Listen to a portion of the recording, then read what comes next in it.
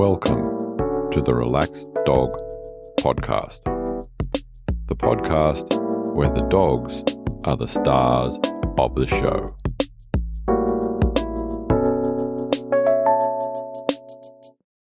Welcome to episode 85 of the Relaxed Dog Podcast, sponsored by therelaxeddog.com.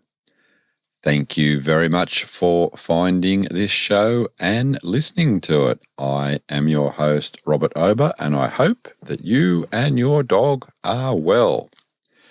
My guest this week is Shawn Sobon, and he's going to be telling us all about Piper and a little bit of Luna as well. So something to look forward to there. But first, in some doggy news, we go to the Velebit mountain range in Croatia, and some people had their dog along with them doing some hiking. One of the gentlemen got into trouble, had a bit of a fall, and was able to move. He had his dog North, who is an Alaskan Malamute, with him, and is credited with assisting in maybe saving his life.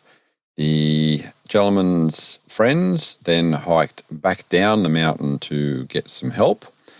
North basically kept him warm for 13 hours until they were rescued. So well done, North. Now we go to Tennessee in the US, and the relationship between dogs and postmen and delivery persons sometimes isn't the best. But when 7-year-old Jack Russell by the name of Pete ran off from home, his guardian was alerting lots of people, obviously, and by chance mentioned it also to the local UPS driver who was making his deliveries. Sometime later, the driver spotted Pete, and as this driver also happened to carry dog treats with him, which he says makes things easier for the relationship of dogs and himself making the deliveries, everything worked out. Pete obviously was attracted to the treats. The driver grabbed Pete. Pete still had his leash on. And then the driver delivered Pete back to his guardian's place. So thank you to the UPS driver who provided a happy ending to that story. And now, this week's interview. Welcome to the Relaxed Dog Podcast. I'm here with Shawn Sobon. How are you today? I'm great, Robert. Thanks for having me on the show. It's a pleasure to be here. Pleasure to have you on. So whereabouts in the world are you? So I live in a small town called Shelburne in the province of Ontario in Canada, within Dufferin County. We have about just under 10,000 people here, and we're a small town surrounded by farmland. Just about an hour and 40 minutes northwest of Toronto. Okay, yep, nice. Nice to be far enough out to have that peace and quiet, but not that far out that you need to get back into town for whatever. Absolutely. So, and the weather conditions at the moment? You know, we've been under some extreme cold alerts over the past few weeks, getting down to maybe minus 35 Celsius. It's been quite chilly, but today was a mild day. I think we hit plus 2 Celsius. So some of the snow was a little mushy. I was out in the trails with the dogs earlier. It was a little difficult because it was a little sloppy, but we're expecting some colder temperatures tonight and about 20 centimeters of snow over the next 24 to 36 hours, I believe. So looking forward to that. Oh, wonderful. So who is going to be the subject of our chat today? So we're going to talk about my 2-year-old Manitoba designer dog, Piper, and we can get into that breed name, if you will, a little bit later. But yeah. Piper the Wonder Dog, as I affectionately call her. I was just going to say, well, I'm not sure if I know that one, but as per usual, I'm going to ask you to take us back in time to before you and Piper met and talk to us about the hows and whys that happened? Sure. So I've always had dogs in my life since I was a child growing up. Usually small little dogs, lap dogs and things like that. And we were a 3-dog home, all kind of Boston Terrier mixes, two girls and a boy. And about 5 years ago, we suddenly lost our male dog, Gus. Mm. And so he was 8 years old, and all our 3 little dogs were the same age. And it was a hard loss for us. And we really noticed that the 2 girls were really affected by it too. They were missing his presence. So, a few years had gone by, and I had spoken with my wife, and we thought, it would be nice to get another dog. These 2 are kind of getting on, and, it'd be nice to bring in a puppy and get another companion back and get that 3-dog pack that we used to have. And it would be good for the puppy to learn to live with other dogs. And, we still have the 2 older girls, and, we decided that we would try to adopt a rescue dog. Mm-hmm. And my wife found this rescue up in Barrie, which is about an hour north of us. And there's a rescue up there called Lost Boys Hope. And what they do is they travel frequently to the province next to us, Manitoba. And Manitoba has a lot of Aboriginal or Indigenous reserves up there, and they have big issue with wild dogs.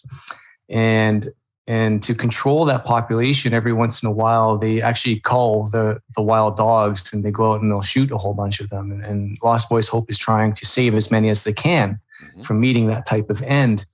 So it was pretty much a miracle that we ended up getting Piper, because they have thousands and thousands of applicants for any given dog that they have up for adoption. And in Ontario, there's a huge demand for dogs. And so it works out well, because there's a surplus of dogs over in Manitoba, and we don't have them here. So rescue dogs work out really well here. They find homes. And we had put an application in many times, never heard anything back. And then one time we did, but we were kind of like on a wait list.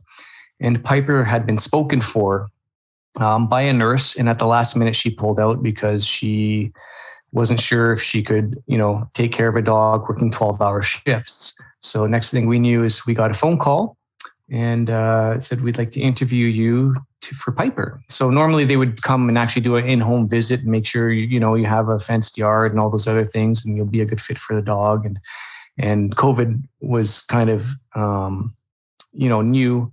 And so we just did it over Zoom and had a talk, and we got accepted to adopt Piper. And, the term Manitoba designer dog is just a fancy term for mutt. So that's what they call them, because they're from Manitoba, right? So when you're adopting dogs, you don't know what they are, you don't know how big they're going to get or what their temperaments will be. And Piper was 14 weeks old when she came to us. The story of how they got her was pretty sad, actually. She was found in a ditch close to death with 3 other siblings. There was no mother around.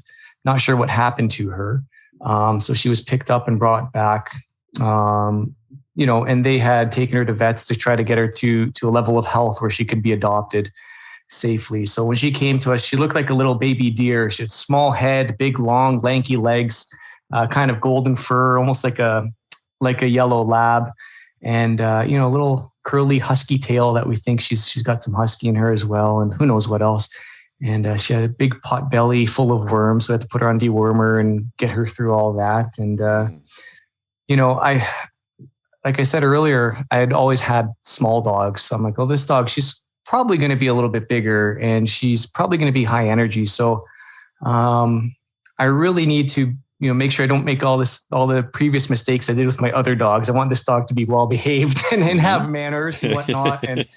And I had been running for 8 or 9 years when we got Piper. So I thought, oh, she can run with me. And I thought that was going to be a great thing. And when she was about 5 months old, I had just taken her for like really just short runs around the neighborhood. Like I'm talking, 200-300 meters just on the leash to see how she would do. And she came along with me. And I ended up down the road learning about Canicross. I thought, this is fantastic. This is like right up my alley. So started kind of doing that and just trying to like educate myself, because there's nothing really in Ontario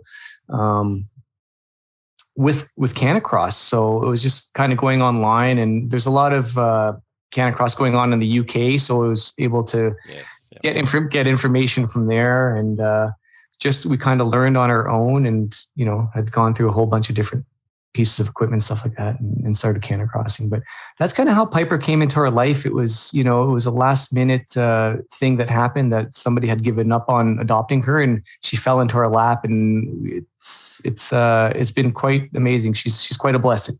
Some things are just meant to be, as I know we'll find out shortly. Yeah. So when the initial bringing her home, how was the introduction to the home, and how were the other two? Great question. I remember it like it was yesterday. So we drove up to Barrie, had my eldest daughter and my younger daughter and my son, and we went up to go get her with my wife. And I remember we were sitting in the car. So just my wife went up to the building because they had strict COVID rules. One person can't come in the building. We'll bring the dog to you. So we're sitting in the car with the kids, just waiting to see her. Because all I had was pictures. I'm like, what's she look like in real life? And then my wife carried her out of the building, and I thought, oh my gosh, there she is. So we all got out to go see her, and we drooled over her and pet her and let her sniff us. And she seemed just very timid and quiet and so small. And we got her into the car, and I was driving. So my wife kind of put her in my lap for a little bit so I could get some bonding time with her as I drove. Then we kind of passed her around the car to everybody to hold and see. And she ended up with my wife, and we made it back from Barrie to Shelburne. It was about an hour drive, and I thought, all right, she didn't barf in the car. This is great. And then I parked the car, and next thing, boom, it all came out. So we made it right to the driveway before she let it out. But, no big deal. We were expecting it, And so we brought her into the backyard, and my two older dogs, they were actually bigger than Piper when we brought her home. And we just brought Piper in the backyard, and we brought the other dogs out and let them sniff each other and run around. There was no issues from the beginning. They kind of got along and played, and I had them all sit in front of me for treats and try to keep Piper's attention there and go from there. So interestingly enough, Piper's original name was Turbo, which is they just kind of arbitrarily pick names for the dogs they rescue and bring them back, and then they changed it to Faye, and then when we got her, we changed her name to Piper. So Piper. Is there a little story or anything behind the name? You know what? No, it's just we're thinking of dog names, and I just kept, I was just like kind of trying to close my eyes and let the name come to me, and the letter P kept popping up, and Piper was what kept popping up into my mind. I said, I like the name Piper, so that's what we went with. And it's funny, all our dogs, we give them middle names too, so they all have the same middle name. It's all Ann. So it's Piper, Turbo, Faye, and Sobon is what we call her. But she's got a whole bunch of other names too. I'm sure everybody listening has at least a dozen names for their dog that they call them by. But Ann is a part of all our dogs. Saved for formal occasions, no doubt. Exactly. Usually when they're in trouble. So at home, what's the sort of setup? Do they free roam around the house, or do they have an area inside or outside? Are they? Yeah, it's a great question. So all of our dogs are crate trained, so we make sure that they do get some crate time. Usually when there's company over, 4 dogs can be overwhelming, so they'll go in the crate and they're good there if we have company over. But generally they have free roam when we're at home. Usually there's always somebody at home. My wife and I are both paramedics, and we both do shift work as well, but we kind of manipulate our schedule so that somebody is always home. So the dogs don't have to be alone. So the older dogs, the smaller ones, one of them has pretty bad. Just going to interrupt you there. And I'm just going to say how fantastic. I admire that you guys, first of all, I admire what you do being paramedics, but then having the thought to think about, I know you've got kids, but also to think about having someone at home for both kids and dogs. And so that's fantastic. Sorry, go on. Oh, Sorry, I had thank to just you. say No, that. thank you. That's okay. Thank you. I appreciate that. So the smaller dogs, Rosie and Ruby. Rosie has some bad arthritis in her back, and Ruby's just a mess with allergies. Physically, she's okay, muscles and skeleton. But so the older dogs, they usually kind of stay together and keep to themselves. The bigger dogs, we keep them in a separate crate, and they usually just kind of go off in pairs together, and they don't bother each other. They'll play from time to time, but we're really protective of Rosie just because of her back. If she ends up hurting her back, she's, it's 2 weeks on medication and carrying her and making sure she gets rest. So it works out really well. Ruby's she's a small Boston Terrier, but she's kind of the alpha, and they know to leave her alone. And if they bother her, she'll let them know. She's kind of the general in the house. But yeah, we get my son involved in feeding the dogs and everything. And, Rosie and Ruby, they're pretty good with, they'll lie in their crates. We'll leave it open for them. And when they're tired, they just kind of go in the crate and chill out there. Or they'll walk around and try to get scraps off the table. They're the ones that, don't have the manners. And Piper and Luna, they're usually not too far away from me, whether I'm in the kitchen prepping food or reading at the table. There's somebody always usually laying down on my foot or something like that. And so, that's kind of what it is during the day. And in the wintertime, the bigger dogs, they love the colder temperatures and being out in the snow. So we have a backyard that's fenced off and have a deck. So we'll let them out there if I don't have time to run with them, but they want to, if they're a little antsy and full of energy, okay, go out in the backyard or go out to the deck and play there. And they'll spend hours out there just rolling around in the snow and playing with each other and chewing on the bones we have for them. So yeah, it's pretty good. They get their walks in the morning. Mm-hmm. Do they sleep in their crates, or do they sleep elsewhere?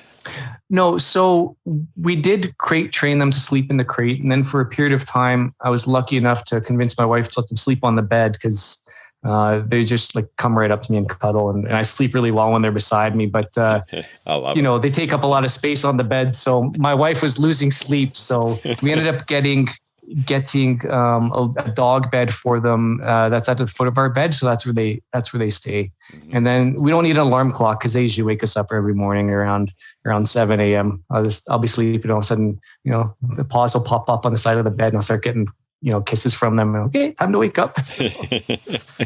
Nice. Okay. Favorite spot in the house for Piper and I guess the others, or do they each have their own little area? That's a good question. So for Piper, it's usually where I am, and if I'm not home, it's usually where my wife is, at our feet generally. Luna will like to go up onto the sofa if we let her. It depends on the day. Usually I'm the softie and I let her get up there, and I'll just clean the fur off afterwards. But they do have a chair that is kind of designated for them. It's this leather chair from IKEA. And the dogs usually will go up to there. One will sleep. Whoever gets on the chair first gets the top, and the other one takes the bottom underneath the chair. But yeah, that's pretty much how it goes. Mm-hmm. Oh, nice. Okay. Local walks. Do you sort of take them out from your place, or do you go somewhere? A little bit of both. Most commonly, if we're going on a walk, it'll just be out the front door. We have there's a kilometer loop that we can do. I try to extend it a little bit because we have some nice gravel trails through some park areas. So I try to stick to those as much as I can. It's just more pleasant to walk on. So we have about just under a mile kind of loop when you add in the gravel paths that I'll take them for a walk in the morning or in the afternoon. Generally, just to do their business and get out. Mm-hmm. We are an active family, so we like to go on hikes, and we're lucky enough to live in an area that has endless amounts of trails. There's a trail system that's about 900 kilometers long, and it runs from Tobermory, Ontario, all the way down to Niagara Falls. And, there's side trails, and it runs right through our county. And it's a 5-minute drive from the house. So we can get out there and access so many different types of trails, either the main Bruce Trail or a whole bunch of different side trails out there. And we'll often go on hikes out there as well. And I'll do canacross runs out there. One thing I really love about the wintertime is right out my backyard, we have access to groomed snowmobile trails. Oh, okay. And I get out there. I went out today with the dogs who did just under 10K. I wanted to do 10, but it was, like I said, the conditions were quite slushy and it was kind of hard on me to go. The dogs didn't mind. But anyways, I turned back a little bit early. And the snowmobile groomers were out there. And, I just make sure that if I see a machine, I'll pull off to the side and let them pass and then carry on my way. I always get waves. Nobody's ever given me any grief for being on their trails and stuff, because they pay for trail passes and whatnot, right? And I just kind of go on there and do it. But we've done some big runs on there, and you can't access that stuff through the spring or summer months because a lot of it runs through farmland. Mm-hmm. So they get special permission from the landowners to be able to have the trails go through there. But we've also got a rail trail that's not too far that I could access by foot as well. And that's like an 80-kilometer trail. So lots of places to go around here. All right. Had any interesting adventures on the trail and like with encounters with other wildlife? Today we found, I'm not sure if it was an owl or a falcon, but we found a really big wing with the bone attached to it. I don't know where the rest of the bird was, probably in the stomach of a coyote or a wolf, because we have a lot of those out there. But yeah, so with the dogs, we haven't really come across anything other than, rabbits, which is an automatic adrenaline rush for me because the dogs go after these rabbits and then I'm flying and trying to slow them down and stuff.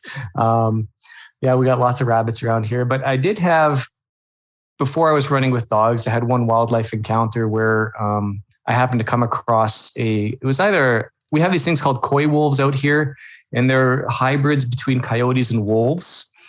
Really weird. And they're in this part of the province. And I happened to come across one that was trying to take down a deer. And it happened right in front of me, and I had my phone out and I was getting footage, and I guess I interrupted it, and the coy wolf took off, and the deer came right up to me about maybe 3 or 4 feet away and just stared at me, and I was just talking to it, and wow.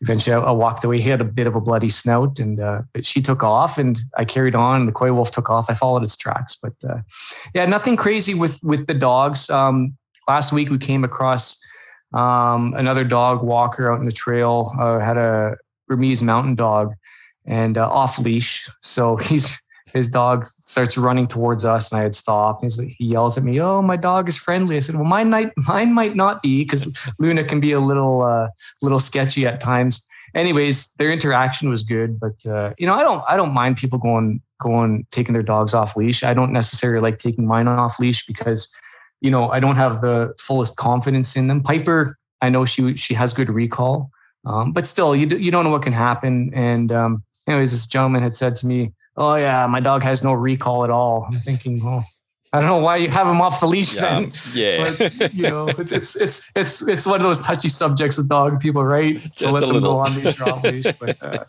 like I said, personally, it doesn't bother me. But you gotta, the conditions have to be right, and the dog has to be right as well. And I think proper etiquette. If you see other dogs approaching, even if you have all the faith in your dog, it's best to just get them back on the lead until the way is clear again. But yeah. Yep. Well, I think the right word is etiquette. It's just that showing a little bit of respect for someone else that's out on the trail there.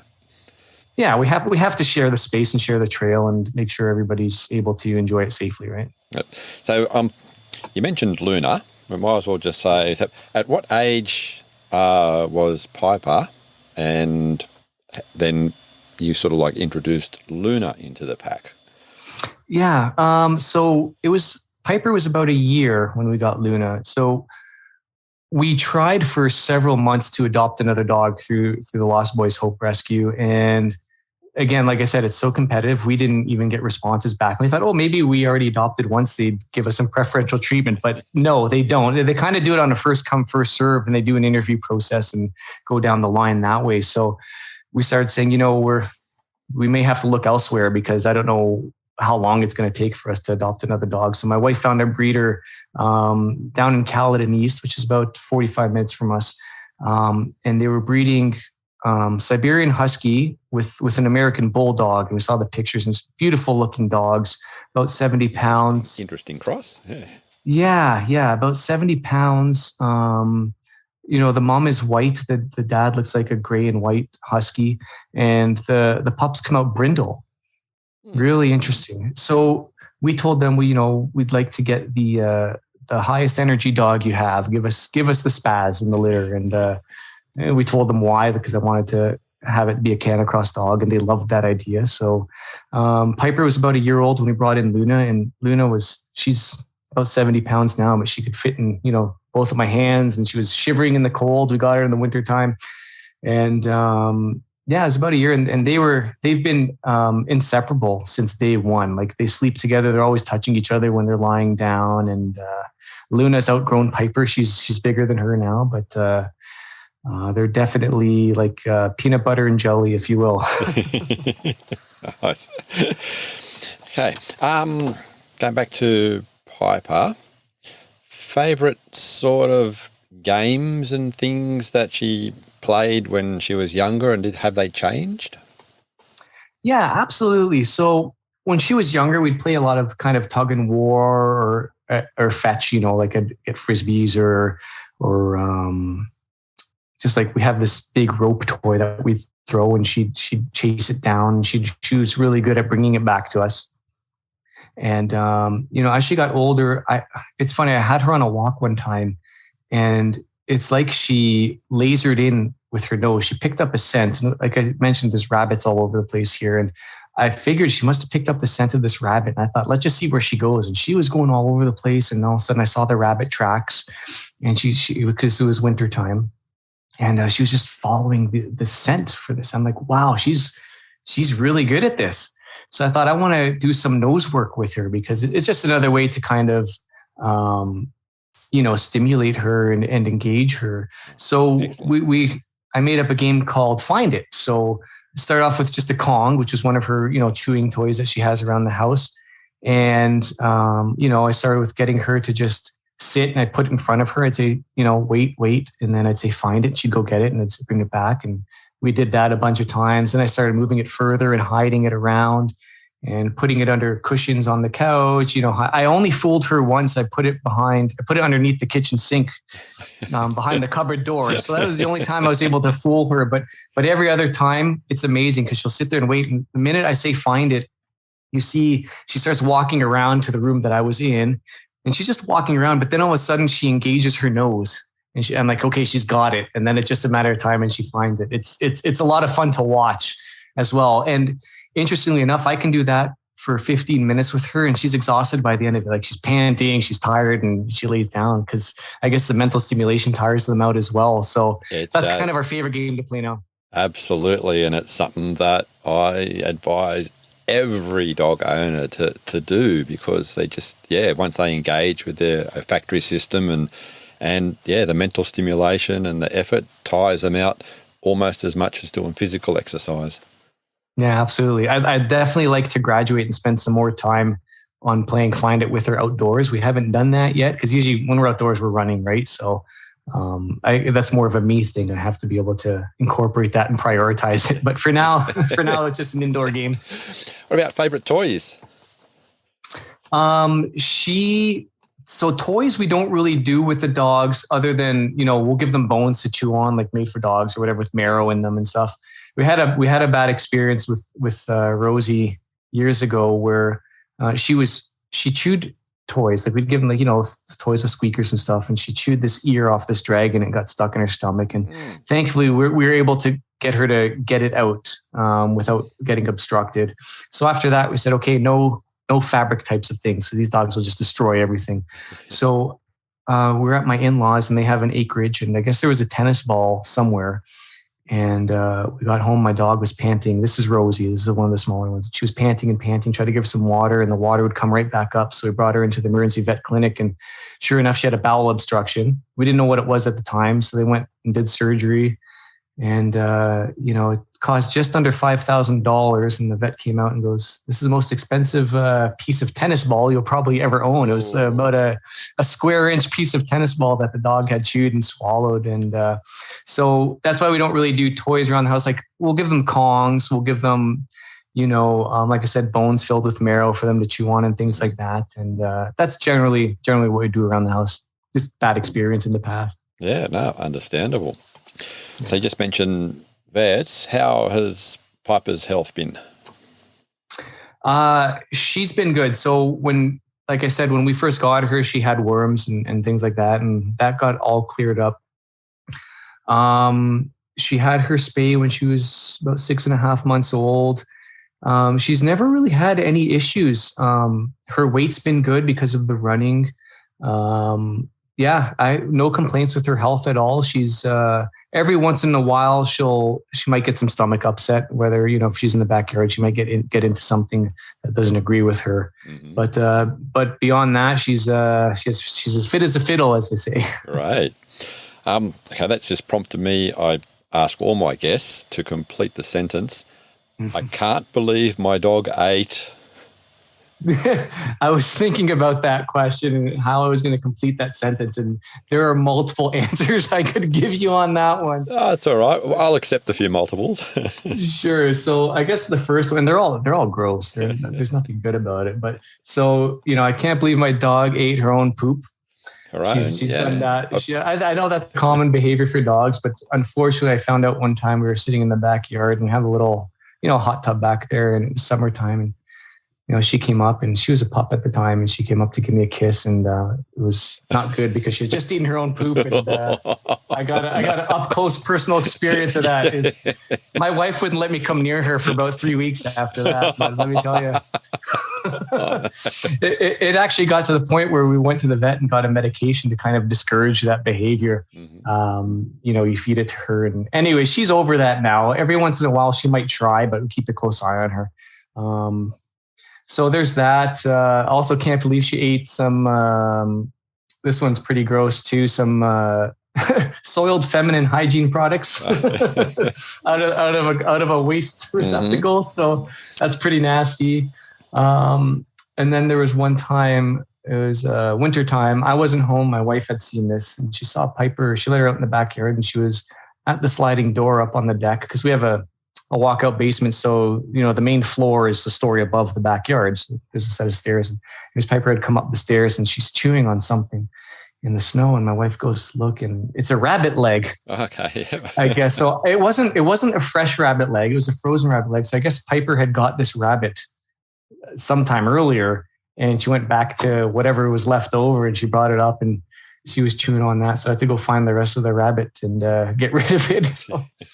So yeah, I think those are the top 3 things right there. Yeah, I can't believe right. I think Piper ate. I think we've had them all before, so it's not an uncommon one. Answers there. Yeah. So temperature-wise, in the summer, how warm does it get where you are there? We can get on the really hot. So we get a lot of humidity here. On the really hot days, you can get into the upper 30s for sure, 30 Celsius, 38. Rarely will we touch 40, but it's happened. Generally, though, I'd say we'd be in the mid to high 20s, somewhere around there in the summertime, which, up here in Canada, it's like, that lasts for 3-4 weeks, it feels like, and then we're back into winter. But yeah, that's kind of our summer temperatures. Do you think Piper has a preference for the heat or the cold? Or they absolutely, she loves the cold. She does so much better in the cold. I notice, in the summertime, I'm really careful with our runs. I make sure that I have plenty of water. I mean, I bring water in the winter as well, but our runs are a lot shorter in the summer. We take more breaks. I'll stop, and if she's getting hot, we'll stop in the shade, and I'll sit down with her for 10-15 minutes till she cools off, and we'll start running again. So as much as I enjoy running in the pleasant weather, it's not as great for the canicross. Mm-hmm. So they don't get as much running in during the summer months just because of that. So I'll try to either, get out early in the morning before the heat hits, or if I can't do that in the hot days in the afternoon, we'll avoid it. And I'll go at nighttime when the sun's down, and we'll go again. We keep it short still, but yeah, definitely winter. Winter is our season for sure. Yes, absolutely. How is she with water? Oh man. So as long as she can touch the ground, she loves it. She doesn't like to swim. She panics, but I still try to encourage her to swim. Because at my in-laws' place, they have a dock and they have a lake, and there's a little cove where she'll chase, if we throw rocks into the water, if we throw like a water toy that we'll have, she'll go in, but the minute she has to start to paddle, she'll stop and she'll just let the toy go. So she loves to play in shallow water, 100%. Swimming, not so much. Mm-hmm. Okay. Does that sort of like change with with Luna, and if Luna's there as well? Oh my goodness. I've got a video. I'll have to send it to you. I think I might have put it on social media. I was jumping off the dock. We had set up a little exercise trampoline to run and jump off the trampoline into the water. And I had done that. And next thing I knew, Luna just came right behind me and just full extension jumped right into the water to be with me. So she's quite the swimmer. She loves it so much to the point where I think I'm going to try dock diving with her. I learned about that sport as well. So I think we might be trying that. There's a place about 30 minutes from us where you can rent the pool out. They actually have a dock diving pool. So you can rent that out and try it with the dogs. I think she'd be really good at that. She's completely different than Piper when it comes to that. It's funny. And a much shorter season too, I think. Yeah, absolutely. So with the water, how does that sort of transfer to things like grooming for Piper? It's not so bad. So we have a walk-in shower with a glass door. So I generally bathe them in there. I'll just bring them in with me, and Piper will just kind of sit there with her tail tucked, and she looks like she's not having a good time. But she'll come into the shower. Like when I call her, she won't shy away from it, and we get that done. Luna's pretty much the same thing. They don't like the hair dryer or any kind of loud noises at them, so I towel dry them off and let them run around after they're done, and have their zoomies after they're bathing.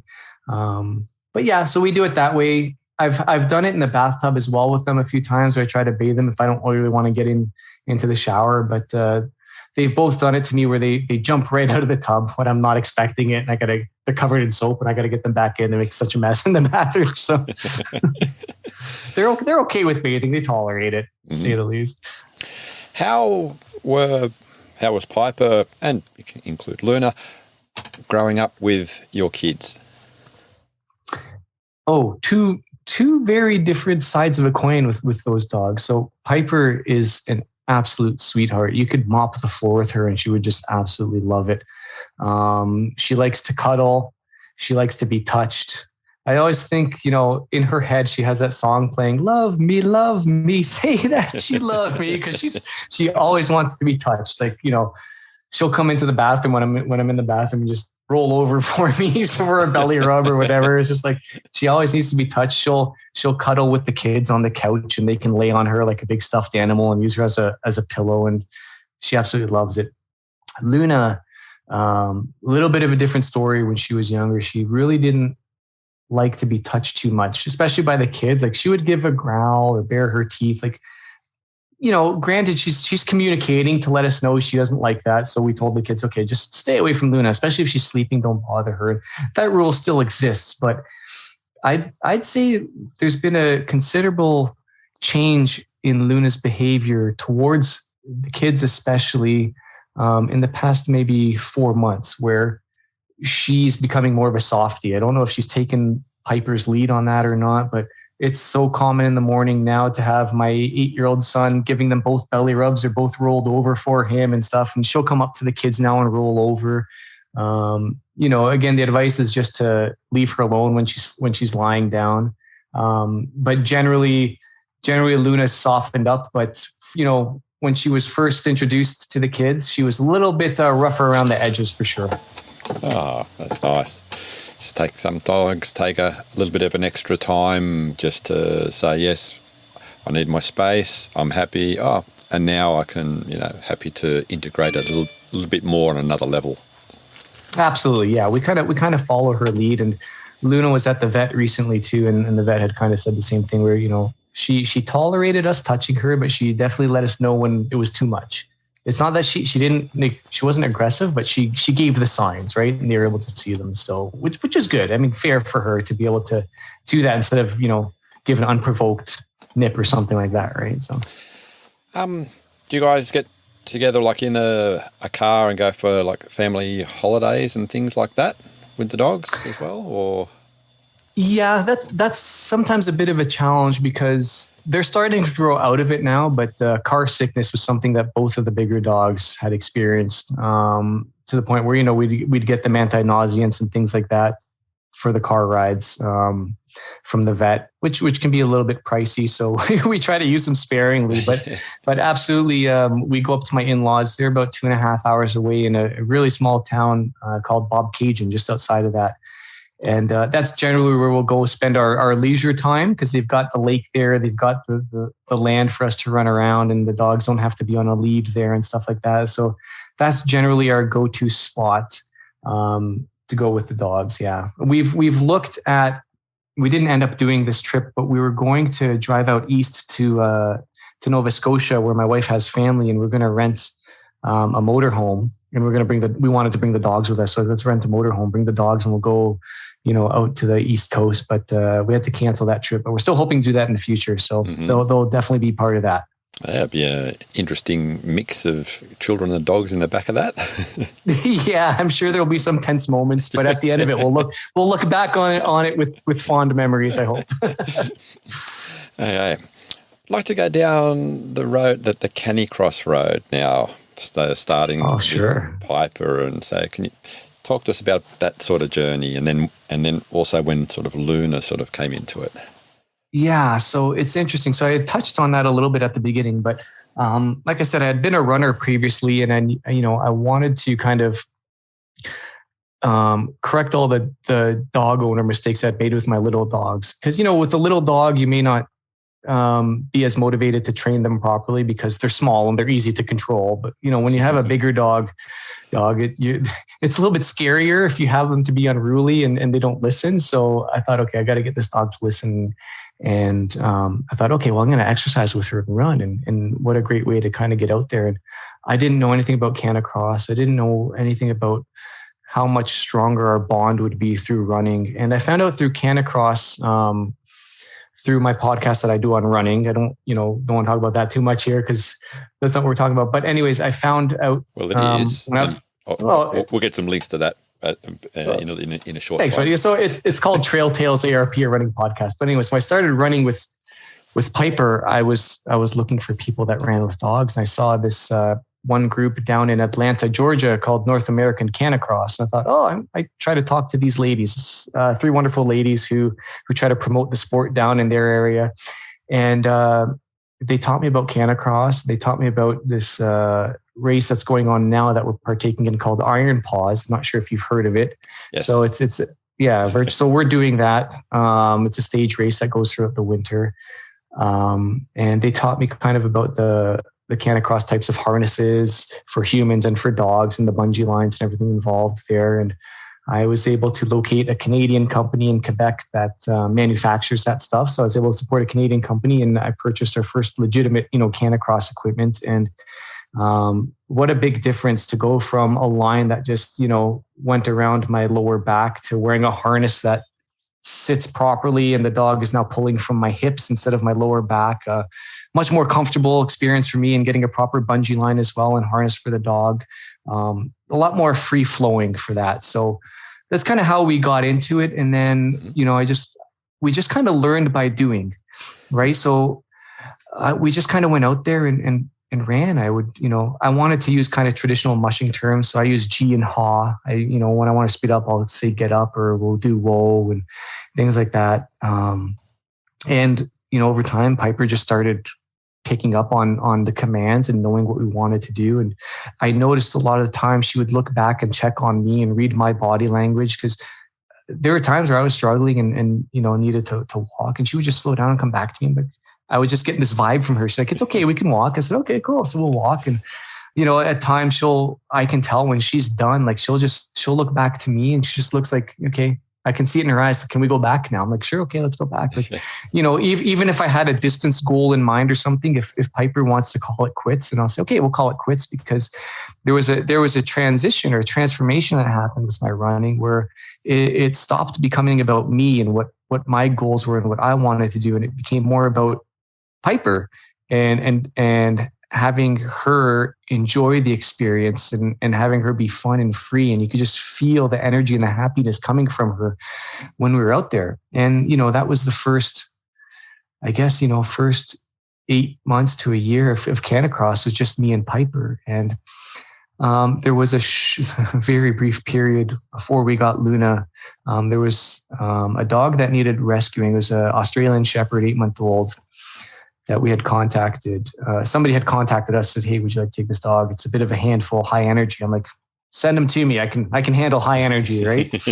And so at the last minute, when the owner had brought the dog to our home, they had said, "Oh, well, I don't know what's wrong with Cooper," was the name of the dog. Beautiful, beautiful blue-eyed Australian Shepherd. And he bit me the other day, and he bit my dad in the face the other day, and we got our kids, and my wife Leah and I looked at each other, and we didn't want to say no right away. So we told them, "Well, this isn't guaranteed." So we talked to our children and said, "You don't look at this dog or anything. Don't acknowledge this dog. It's not here." And they did that. They were really good. And Cooper got along well with Piper, got along well with my wife, was a little bit skittish about me, but he was making really good progress in the first 36 hours. I was able to get him into his crate because that's something he wouldn't do in the past. I was able to do that with him, able to take him for a walk. I thought, okay, let's go burn off some energy. So the very first full day that he was with us, it was just me and the dogs. My kids were in school and my wife was at work. And I thought, okay, you're just going to be part of our routine. So I took Piper out for her run and I brought Cooper along. And it was such a beautiful moment to see Cooper just happy and running with Piper and Piper running with another dog. I thought, this is absolutely wonderful.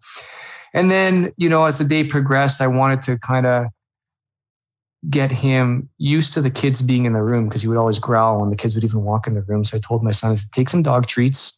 Just, slowly stand at the room and walk and talk to me. Don't even look at the dog. And, hold the treat in your hand. If he takes it from you, that's great." Just to give some positive reinforcement that, hey, these kids are not all that bad. Mm-hmm. Anyhow, we had been doing that. And there was one instance where he had got my son in the arm. He didn't draw blood on him, but that was kind of it. Like we couldn't risk it anymore. So we wrote up a whole letter about all the promising attributes that this dog had and just said, this dog needs a home with a strong owner, no kids, no other animals, because he didn't really like the little ones too much. And, I don't know what happened to Cooper after that. I hope he got the home he needed to go to. It just wasn't a fit for us. But that was my first experience running with 2 dogs. And it kind of gave me that bug to be like, okay, let's try to adopt the dog. And, kind of circling back to how we ended up with Luna. But that was kind of how we did it. So, it's always been about just kind of letting the dogs enjoy themselves and be on the run. And when they're done, I'm done, or vice versa. Right. It's been pretty good.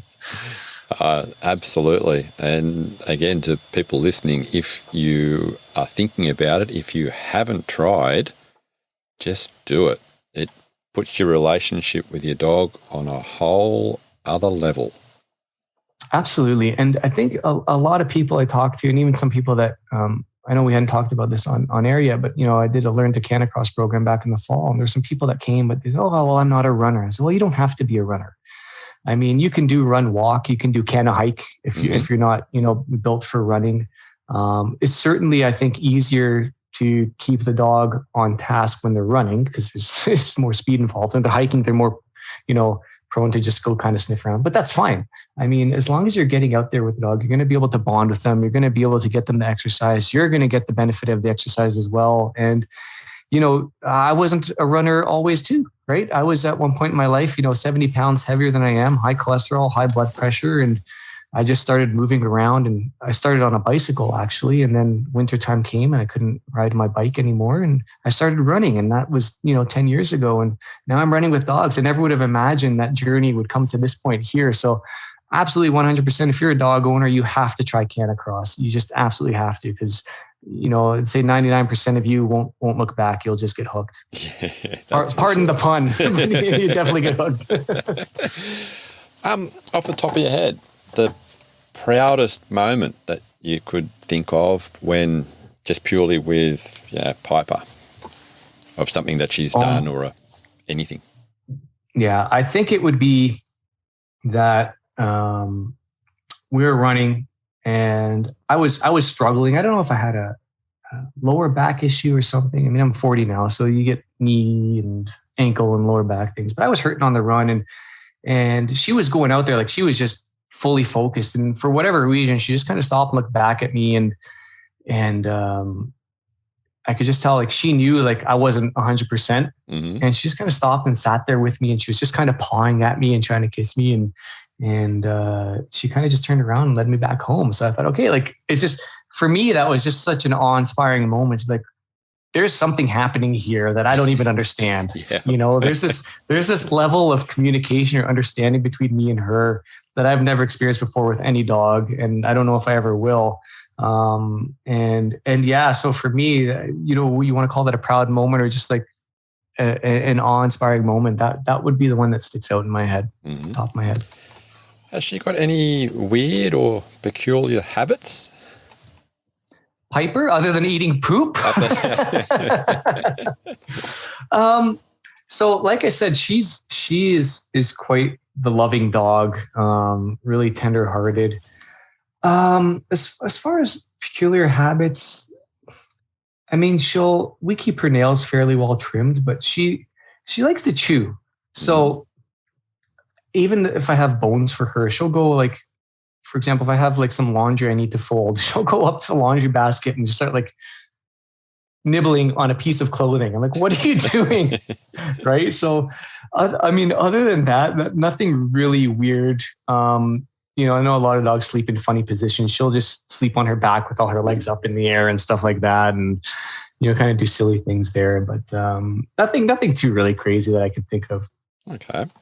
Actually, you know what? Sorry. There's one thing. It's not necessarily a habit, but it might be a little bit unusual. I know a lot of dogs might do this, but she likes to run on the treadmill. I have a treadmill set up in the garage. And from a young age, I was teaching her how to go on the treadmill and to not be scared of it. So she'll be happy where, you know, if I'm out in the treadmill, if my kids are in the house and my wife's not home and I can't leave the home to go for a run, I'll go out in the treadmill and I'll bring the dogs in there with me. And sometimes she'll just look at me and stare and she won't stop and start whining. I'm like, fine. So I get off and she gets on the treadmill and goes. Like, I don't even have to leash her onto it. She'll just jump on and go. And when she's done, she just gets off. So. Oh, nice. Yeah. I meant to ask earlier, meal times, and how do you do the multiple dog meal times? How does that work at your place? A little bit of experimentation, but what we've decided to do and what works well for us now is we call Luna and Piper the puppies because they're the young ones, right? Piper's now 2 and Luna just turned 1 back in January. And actually, sorry, late December. Piper's in January. But anyways, we still call them the puppies. And we feed them first before the old girls, or the golden girls, we call them. So we feed them first together. My son's got to the point now where it's his responsibility to feed the dogs. So generally in the morning, I'll take them up for their walk. They'll come back and they'll eat. And then I walk the older dogs separately as well. Sometimes I'll go all 4 of them, but it's just too much sometimes. So usually I'll just do 2 and 2. And then we'll feed the older girls separately in a different area from where Luna and Piper are, because they'll try to go after the other food too. They know now not to, but at the beginning they would always just try to go after the other dog's food. So they know to leave Ruby and Rosie alone when they're eating. So yeah, in the morning they get it. And then around dinner time when we eat, we give them their second meal of the day. So they get 2 meals a day. Okay. Oh, nice. And then, you know, whatever treats I give them throughout the day, whether we're playing games or, you know, practicing sit and stay and all that stuff. So. Actually, you just mentioned the sit and stay, the training. Is there any particular method that you use with Piper? And patience. It's funny. Piper, she likes to please, but she's also an independent thinker. I don't know if that's I don't think it's a husky, because Luna's a lot better and she's more husky than Piper is. But it's definitely treat driven and motivated. And I try to keep our sessions short.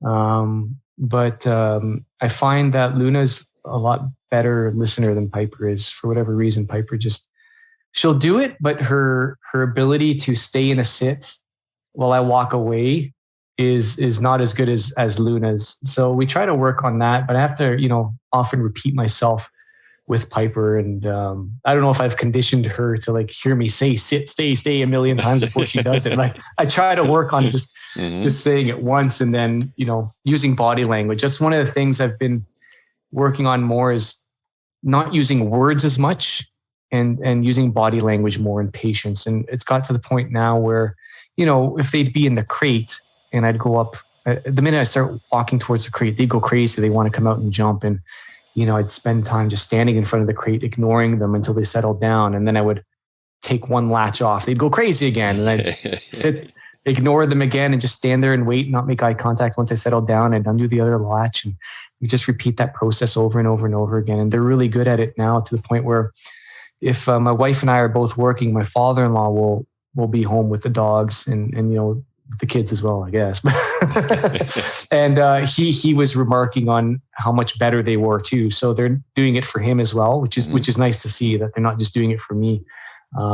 So yeah, just kind of, training never really ends with the dogs. I don't expect my dogs to be perfect, but if they can get the basics and have manners and not to get into the kitchen when we're eating, like they know that there's a invisible line that they have now, that they know that's where they have to stay. And it's always been treat driven with the training, but yeah, sit, stay, lay down. We do the find it, and just to work on their excitement levels, right? So they're not running down the stairs in front of me. So I'll have treats. I'll keep them behind me as we go down the stairs, so they know, right? So just stuff like that, right? Just so they're polite, if you will. You got any say back to the Canicross, upcoming goals over the next year or two that you'd like to achieve with both of them? Absolutely. There's a few things that I'm working on. So I had the Learn to Canicross program. I'd love to run another one, maybe in the early spring. I don't think I'd get people out in the dead of winter if it's something new and they're not used to doing. So when the weather turns to be a little bit nicer, I'll probably start another course. I'm also working on offering an online course, but I have to edit all these videos. So we took a bunch of footage, and I have my partner in crime, Sue Joy. She's a professional dog trainer. Like, her dogs have done, she might be good to have on the show as a next guest, actually. She's done like super dog shows and things like that. And her dogs do some crazy tricks. So we discuss kind of some of the techniques and expectations for the dog. So I want to be able to offer an online course for people to have, where they could learn, and not have to kind of go the way I did and just kind of try to figure this out on my own and not knowing anything, right? Just kind of give the basics and that information. And then the best way to obviously learn is to get out and do it. You can watch as many videos as you want. If you're not out there interacting with your dog and trying, you're not really going to make any progress. So there's that. And the bigger goal is to organize and hold my own Canicross race. Now, because in Ontario, there's not much going on around here, and any Canicross activity is usually tacked on to like sled dog sports, right? Like you have mushing, you have ski joring, bike joring, and all those types of activities. And then usually like a Canicross event is tacked on to the end, and it's like it's a short 2-3 kilometer run, but it's a 3-4 hour drive, and there's only one race in the province that I know of. We're a huge province, so I want to have something, because we're kind of central, not too far from the city and everything, to have an event where people can come out and try different distances. So yeah, we'll have the standard 3 kilometer, but I want to offer 5, 10, maybe even a 20 kilometer race. Because I know there are some people that will. I know a guy out in London, Ontario, that's gone like over marathon distance with his husky, and just to have that, right? Whether it's like a competitive race, just recreational fun run type of deal. I want to get that out there for people and to experience that. So working on that now. And the goal is to hopefully hold that event this November, I guess. So in the later on this year in 2022. Okay. So can I ask, you've got some social media links or a website? I know, and please tell us again about your podcast. So if people do want to find out and keep in touch, or just think, I'll bookmark that and have a look later, where should they go? Thanks, Robert. I appreciate that. So Instagram, it's Canadian Canicross Sports, and there's an underscore between each word. So Canadian _ Canicross _ sports is my Instagram account. It's also the same name on TikTok. I just got that. figuring out the TikTok, but have some videos up on there. And as far as Facebook, you can find me under Sobon Shawn. It's Sobon and then Shawn. So it's first and last name are reversed. There's a picture of me and Piper, so it's easy to see. And as far as my podcast goes, it's called Trail Tales ARP. The ARP stands for a running podcast. That's like the number one question I get. What's ARP? A running podcast. Saved me asking. Yeah, exactly. I used to have a website, but I shut that down just because there was a cost to it. I don't get an income with the podcast, so I shut that down. But I still have my Instagram, so it's just trail_tales_ARP. There's a Facebook page on that as well. I do have a Canadian Canicross Sports Facebook page, but it's currently just private for people that were in the program. But I'm going to open up a public one as well, just to kind of build more of a community there as well. So, and I guess if people still like to email, it's CanadianCanicrossSports@gmail.com. Shawn, it has been an absolute pleasure, a fantastic conversation. I've really enjoyed it. Thank you very, very much. Oh, thank you, Robert. I really appreciate the opportunity to come on and discuss dogs with you. It's a passion of mine, and dogs and running. There's nothing better. So Absolutely. Thank you so much. Keep up the great work. Thank you very much for listening. I hope that you enjoy the show. Thank you to our new listeners in Dusseldorf in Germany and in Austin in the US.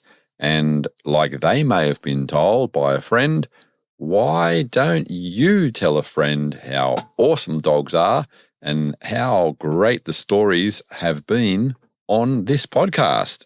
I would love it if you did. If you are so inclined to do so, please leave a review on whatever platform you are listening on, and like, share, and importantly, subscribe. Until next week, stay safe and remember, your dog is family.